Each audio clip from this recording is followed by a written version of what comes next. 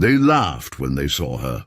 Small frame, quiet face. Fresh uniform still crisp from the issue room. The new girl, lost, nervous, soft.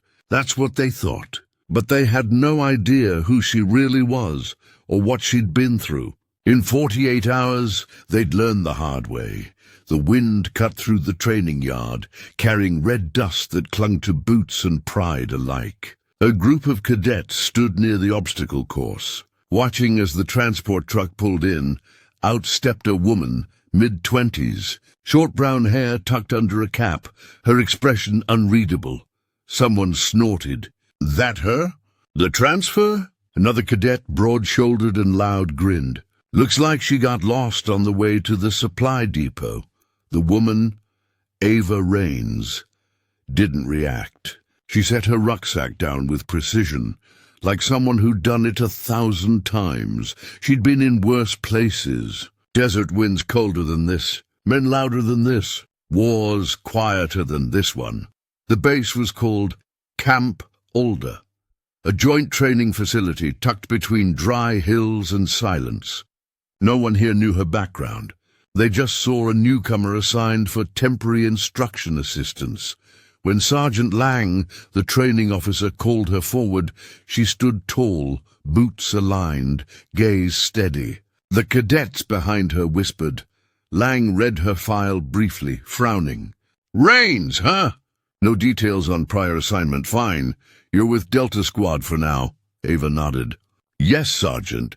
Lang looked her over once more, then turned away. As the group dispersed, one cadet muttered, "Hope she knows which end of the rifle points forward." Laughter followed. Ava didn't flinch, but under her sleeve, a thin scar ran from wrist to elbow, a memory no one here could imagine. She wasn't new to humiliation. She was just tired of it. The desert wasn't her enemy. Ignorance was, and soon it would meet her head-on. That night the barracks were filled with the hum of tired bodies. Cadets laughed, argued, cleaned their rifles, prepared for drills. Ava sat at the edge of her bunk, motionless. Her duffel lay half unzipped. Inside, a neatly folded combat patch, faded, unofficial, and unspoken of. She touched it once, then closed the bag. No one here knew she'd spent 3 years in a covert operations unit that technically didn't exist. No medals, no paperwork, no public record. She had disappeared by choice, because when the last mission ended and the smoke cleared, she couldn't sleep without seeing the faces she couldn't save. Now she was here, not to prove herself, but to remember how to breathe again. A voice broke the silence. "Hey, Raines," it was Cadet Briggs, the loud one from earlier. "You missed the admin office? You don't look like you belong here." The room chuckled. Ava met his eyes calmly. "You're right." "I don't." That stopped him. "Then why are you here?" A pause. Then softly, "To see what kind of soldiers this place makes." She lay back, staring at the ceiling fan turning lazily above her. The air smelled like sweat, metal, and insecurity. Outside, the floodlights flickered. Somewhere beyond the fences, coyotes howled at a cold moon. Ava closed her eyes and thought of the sea, the last place she'd called home. The sound of waves breaking over a silent night. Her team's laughter echoing off wet sand before it all went wrong. Back then, she led them through fire. Now, she walked among children playing at war, and she didn't know yet if she could forgive herself for surviving. Morning came harsh and bright. The sun burned through the mist, bleaching the world into sharp edges. Ava lined up with the rest of Delta Squad at the obstacle course. Sergeant Lang paced in front of them, barking orders. "Today's assessment separates the ones who can think from the ones who can only talk." Briggs grinned, cracking his knuckles. "Guess that rules her out already." Ava didn't look at him. The air smelled of gun oil and pride. The whistle blew. They ran. The course was a blur of sweat, grit, and dust. Ropes, walls, trenches. Ava's body moved like a reflex, each motion efficient, unhurried. She didn't sprint. She flowed, By the halfway mark, the cadets began to tire. Ava didn't. She paced herself, quiet, measured. When Briggs stumbled at the mud pit, she reached out a hand without thinking. He ignored it. Fell again. At the finish line, Ava crossed second, just behind Cadet Monroe, a former athlete. Lang raised an eyebrow but said nothing. When it was over, Briggs spat in the dirt. "You think you're better than us?" Ava shook her head. "I don't think about you at all." The laughter that followed wasn't directed at her this time. It was at him. That night, whispers spread. The new girl wasn't what she seemed. Her form, her focus. Too polished for a transfer. Someone asked Monroe what he thought. He said quietly, "She's not learning this. She's remembering it." And that was the first crack in the wall of doubt surrounding her. In the administrative office, Sergeant Lang sat staring at Ava's personnel record. It was blank, not empty, just scrubbed. No prior unit name, no citations, just a date of enlistment and a string of authorization codes he didn't recognize. He called the base operations officer. "This Raines girl, she's listed under restricted classification. You know what that means?" The officer hesitated. "Means someone up high doesn't want us asking questions." Lang frowned, glancing out the window at the training yard. Ava was out there leading drills with calm precision. Her movements weren't rehearsed. They were instinct. When she corrected a cadet's grip, she did it gently, almost like she'd taught this 100 times before. Lang had seen arrogance before, men who thought they were invincible. But Ava carried something else entirely. Control. Later that afternoon, during a weapons familiarization session, a rifle jammed mid-drill.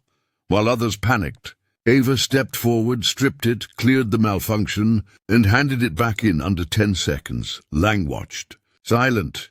He'd seen special operators move like that. Not cadets, but he said nothing. After dismissal, Ava walked alone toward the edge of the compound, where the wind carved lines through the sand. She crouched, picking up a smooth stone and rolling it between her fingers, a grounding habit she'd never lost. Somewhere deep inside, she heard a voice she hadn't heard in years, her old commander, whispering across time, "You don't stop being what you are, even when you want to."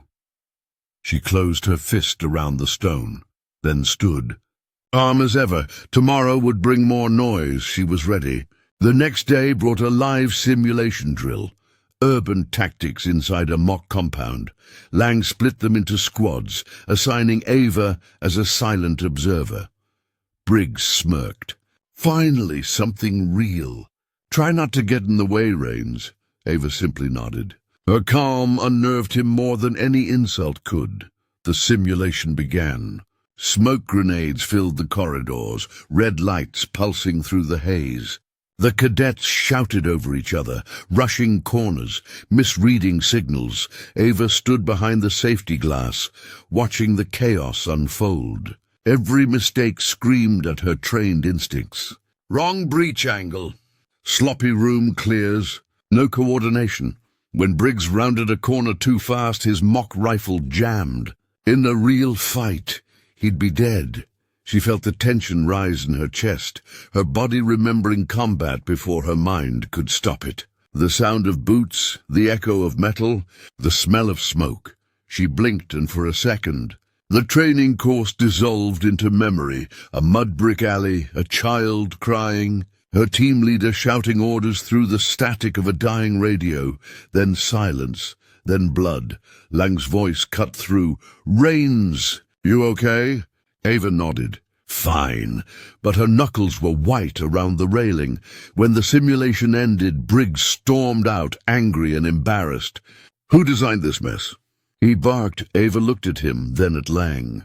"You want me to show you how it's supposed to look?" Lang hesitated. Then he nodded.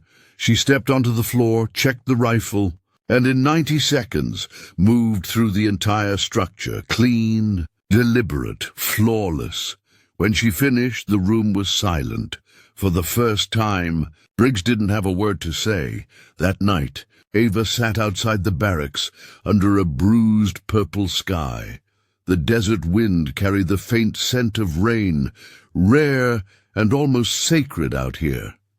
She pulled a small silver coin from her pocket. It was smooth from years of handling. Her old unit had carried them, symbols of loyalty, meant to remind them of who they fought beside. There were 5 of them once. Only 2 came home. She ran her thumb over the engraved initials, J.M. Who's that? It was Monroe. He'd walked up quietly, holding 2 coffees from the mess hall. Someone I couldn't save, she said softly.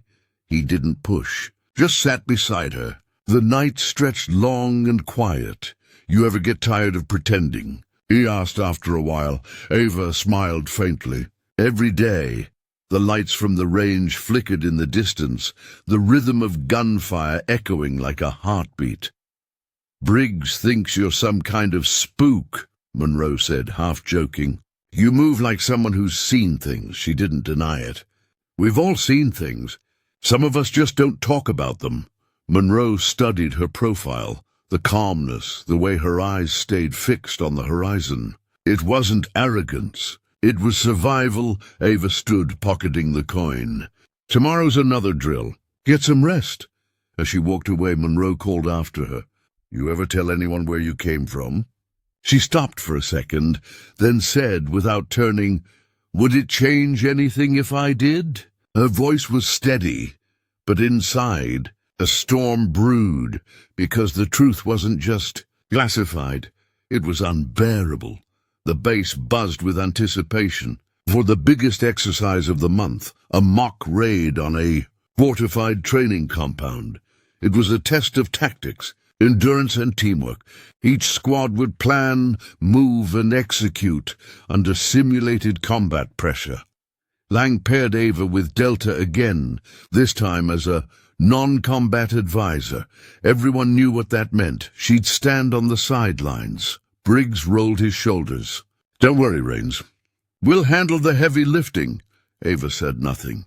But when she reviewed their plan later that night, she saw the flaw instantly. They were approaching from open ground, straight into the enemy's line of fire. She walked into the strategy room, calm and direct.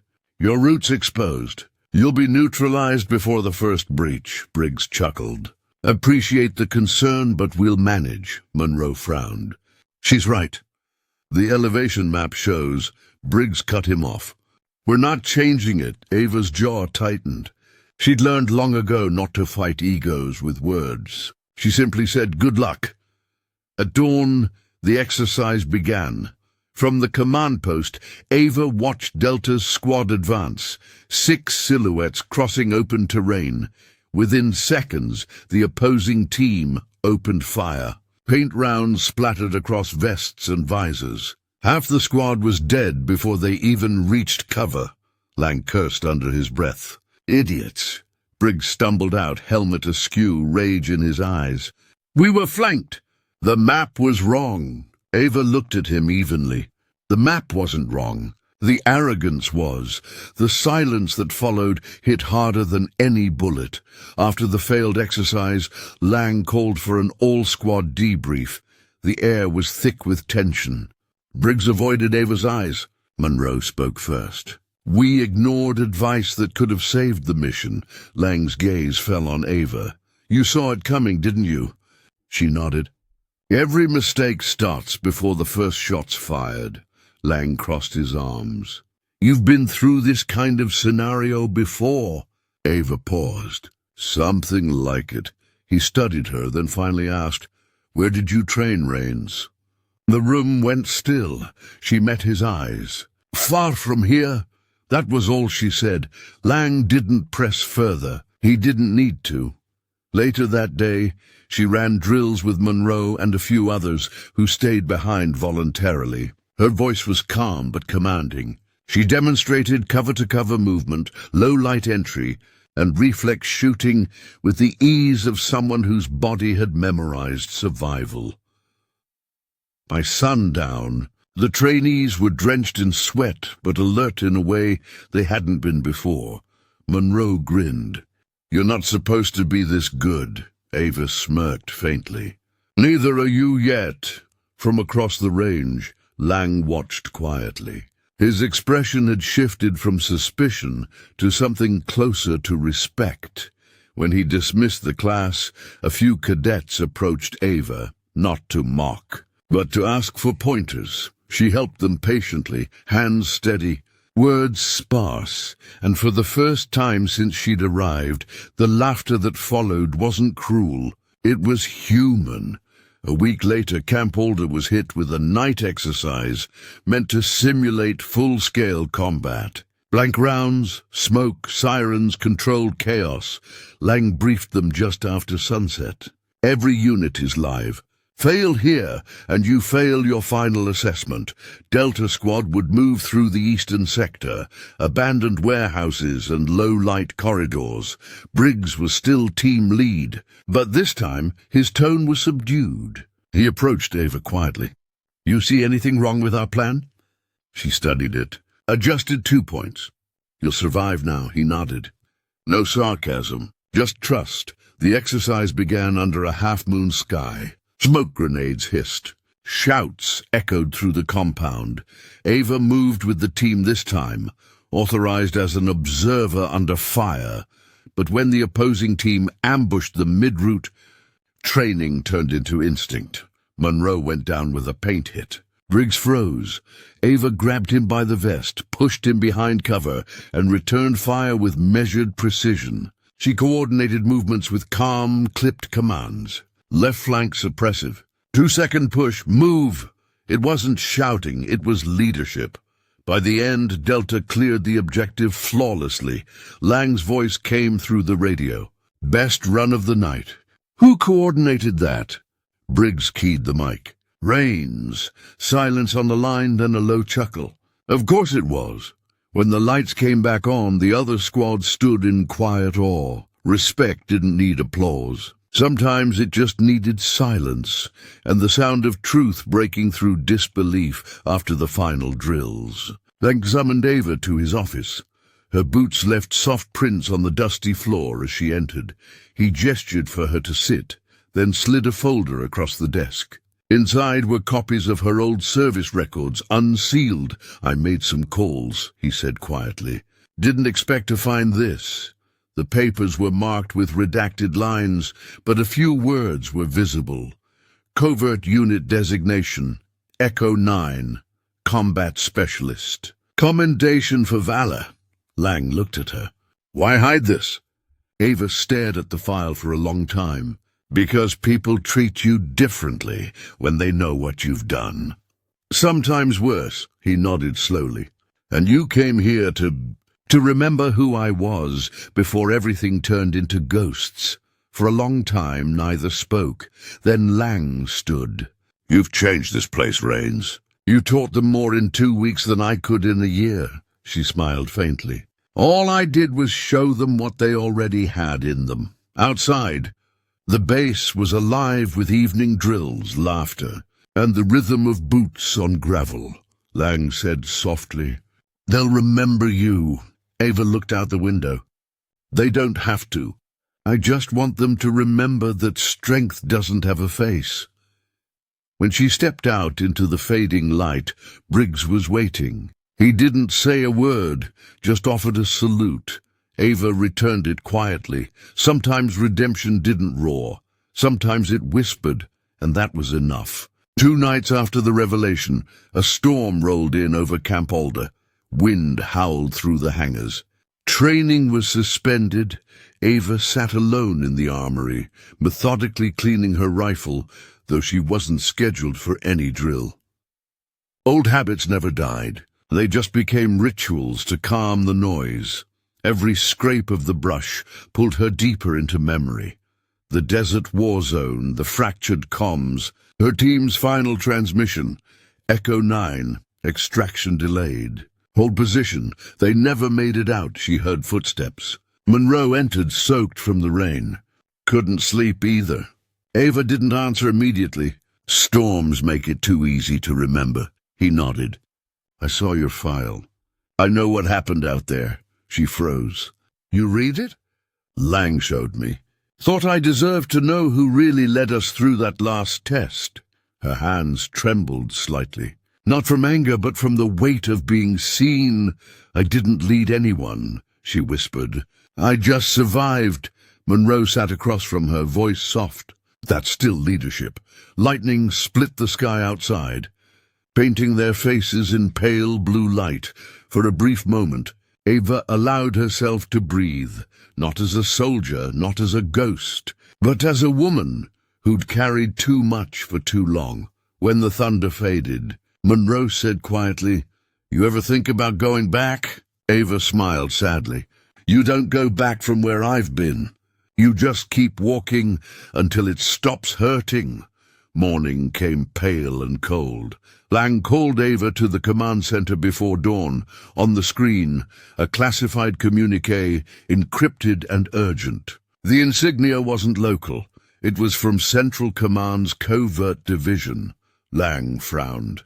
They're asking for you by name. Ava felt her stomach tighten.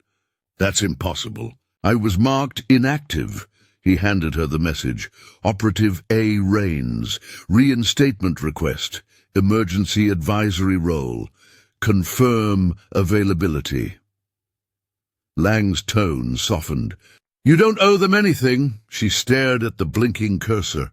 For years, she'd wanted silence, anonymity, a life without orders. But old ghosts never stop calling. They just changed their tone.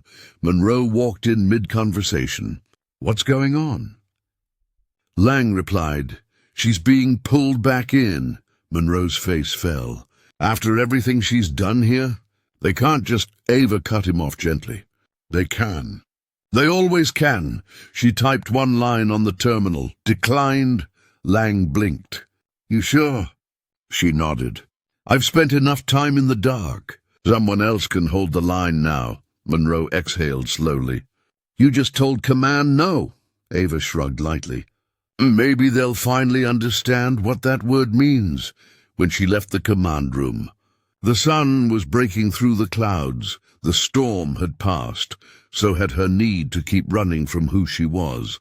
The next week, Ling announced the final joint operation, a comprehensive field drill combining all units. He surprised everyone by naming Ava as the lead coordinator. Briggs raised an eyebrow. You sure she wants that? Lang's grin was faint. She already said yes. The operation unfolded across 40 acres of rough terrain, complete with simulated enemy positions, evac routes, and time-based objectives. Ava moved through the chaos like a conductor through an orchestra, every motion precise, efficient. She delegated, corrected, inspired. When a squad fell behind, she didn't scold. She demonstrated. When someone panicked under pressure, she didn't command. She steadied their breath. Her calm was contagious. Even Briggs, who once mocked her, mirrored her movements, slower, sharper, cleaner. By dusk, the final flare signaled completion. Every unit reported mission success. Lang's voice carried over the loudspeaker. That's the first flawless operation this base has seen in 3 years. Applause broke out, hesitant at first, then swelling into something pure. Ava just stood there, helmet tucked under her arm, watching the sunset paint the base gold. Monroe approached, smiling. You're not going to say anything? She shook her head. They don't need words. They just need to feel what winning the right way feels like. For the first time since she'd arrived, she allowed herself to smile, not the guarded kind, but the real one she hadn't worn in years. 2 days later, Ava packed her duffel quietly. No one had ordered her to leave, but her purpose here had been fulfilled. That was the unspoken rule of people like her. Arrive, change everything, disappear before anyone realizes they'll miss you. She left her bunk spotless, her locker empty except for one small item, the silver coin. When Monroe found it hours later, He turned it over and saw new initials engraved beneath the old ones. ML. He closed his hand around it. Jaw tight, Lang caught up to Ava at the airstrip. Leaving without a word? She smiled faintly. Goodbyes make it harder to walk away. You sure you're not running from something again? He asked. Maybe I'm just running toward something else, she replied. They stood in silence for a moment, mentor and soldier, both changed by the other's presence. Lang extended his hand. You ever need a home, Alder will have one waiting. Ava shook it firmly. Appreciate that, sir. But I think this time I'll try living instead of surviving. The engines roared. Dust rose around her boots. When she boarded the transport and looked back, the base shimmered in the heat like a mirage, half memory, half salvation. The transport dropped her off miles from anywhere. No uniforms, no call signs. Just a long stretch of road dissolving into horizon. She walked until the noise in her head turned into silence. At a roadside diner, she stopped for coffee. The waitress smiled. You military? Ava hesitated, then smiled back. Used to be. Now I'm just passing through. Outside, the sky turned the color of ember. She sat on the hood of a rusted truck, sipping coffee gone cold, listening to the faint hum of wind through telephone wires. She took out a notebook, blank, except for one page. Strength isn't loud. It's what remains when everything else leaves. She tore it out, tucked it into the bill at the diner, and walked toward the setting sun. Behind her, a convoy of young recruits rolled past in the opposite direction, laughing through open windows, the next generation chasing purpose. Ava didn't turn to look. She didn't need to. The world would keep spinning. The fight would go on, but for once she wasn't part of it. She was free. In the months that followed, stories about her drifted through Camp Alder like wind through tall grass. No one knew where she went, but every new cadet heard the legend of the quiet instructor who taught courage without ever raising her voice. Lang kept her name off the books. Monroe carried her coin like a promise, and somewhere out on the road, under an open sky, Ava Raines kept walking, not as a soldier, not as a ghost, but as herself. Because in the end, peace isn't found in silence, it's found in the choice to live through it.